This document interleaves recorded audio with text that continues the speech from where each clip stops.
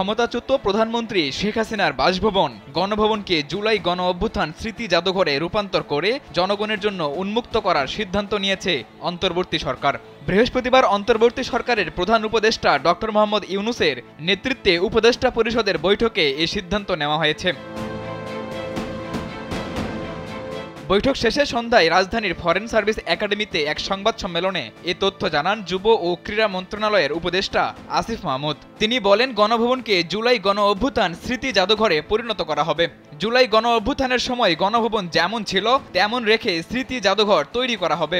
উপদেষ্টা পরিষদের বৈঠকে এই গুরুত্বপূর্ণ সিদ্ধান্ত গৃহীত হয়।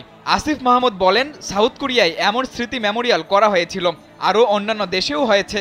250-টিরও বেশি ডিজাইন অপশন নিয়ে ওয়ালটন স্মার্ট ফ্রিজ, বোঝে আপনার প্রয়োজন। তাদের থেকে জেনে গণভবনকে স্মৃতি জাদুঘর করা হবে।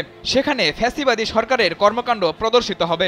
বাংলাদেশের একমাত্র প্রধানমন্ত্রী শেখ হাসিনার সরকারি বাসভবন ছিল গণভবন। এর আগে কোনো প্রধানমন্ত্রী থাকেননি শেরেবাংলা নগরের এই বাসভবনে।